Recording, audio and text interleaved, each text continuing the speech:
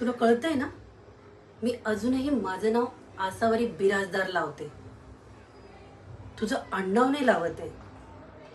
का? कारण या बिराजदारातील प्रॉपर्टीतला हक्क हवाय मला, आणि तो मी मिळवणारच आहे. आणि तू जे काही सांगतोय ना तुझ्याबद्दलचं खोटं, ते घरच्यांना कळता कामा नाही, दादाला तर बिलकुलच नाही. नाहीतर या प्रॉपर्टीतला हक्क विसरून जा. काय विसरून जाणार आहे? खोटं बोलू नकोस.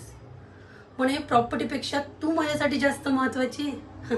अरे तुझ्या डोळ्यात सरळ सरळ दिसतंय की तुला प्रॉपर्टी किती हवी येते. आणि ठीक आहे ना, त्यात चुकीचं काय आहे? तू माझ्याशी लग्न केलंयस, जे काही माझ्या वाटेला येणार आहे ते तुला मिळालंच पाहिजे. आणि जर नाही मिळालं तर आपल्याला हिसकावून घेता आलं पाहिजे.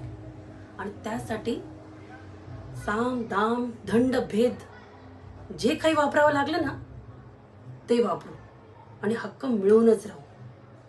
समजलं?